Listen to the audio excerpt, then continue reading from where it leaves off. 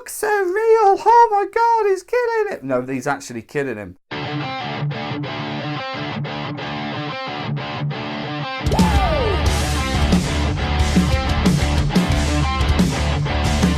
Hi, my name is Mikey from ScareTrack, and this is the third episode of ScareTrack movie reviews. So this episode is all about Funhouse Massacre. You can get it on Netflix if you're here in the UK, and it's just a crazy Halloween slasher, basically. This episode is, of course, sponsored by UK Haunters. UK Haunters is the first feature-length documentary about the UK scare attraction and haunt scene.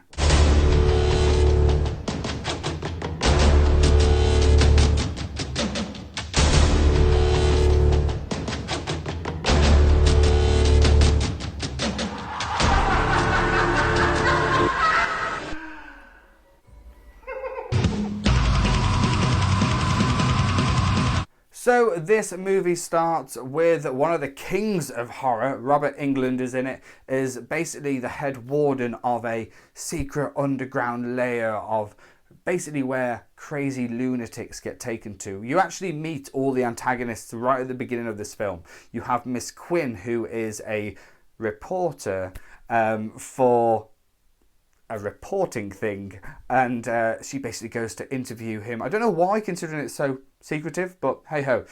We're then introduced to all these different characters. There's a dentist character, a butcher character, a taxidermist, a cult leader, basically the kind of lunatics that you would find within scare attractions. Long story short, Miss Quinn is actually she's actually a clown, a evil possessed clown.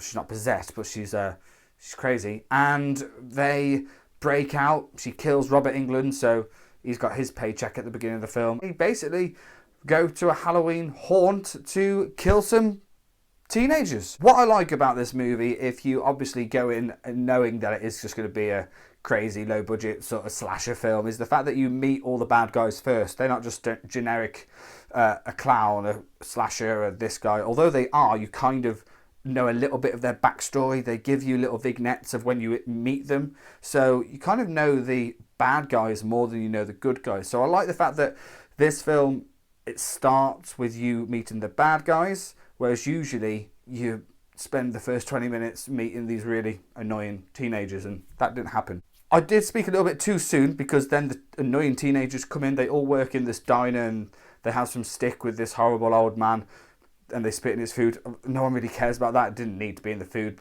in the movie. They just, I suppose, wanted to give these two-dimensional characters of annoying teenagers a little bit of backstory. So it's now Halloween night, and these annoying teenagers, of course, want to go to the best Halloween place around. They go to the Funhouse Massacre. Well, the Funhouse. Now, it has multiple attractions. This is opening night, it said, which doesn't really quite make sense. Why would you have an opening night on Halloween night? Again, speaking from a scare attraction / haunted house background, that makes no sense. They open up on Halloween night. They have their other actors who are real actors there, but they're smoking dope. Why, I don't know. It makes no difference to the rest of the story. But then they basically just get killed off one by one by these crazy lunatic people that basically take over the show. Basically, Miss Quinn has been making some random guy build this Halloween haunt to make loads of money, and then he gets killed as well. Or he gets almost killed.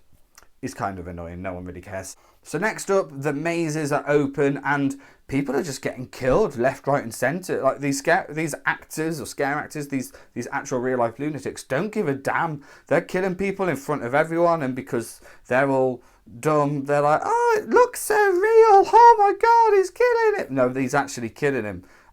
So much so that the taxidermist guy let someone film it on their phone. Like they want to be honest with this, I guess. Otherwise they're just going to get caught straight away.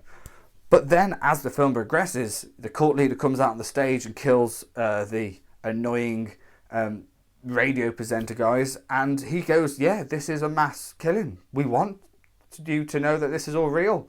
And then everything goes crazy. I haven't mentioned throughout this bit is that you do meet the police.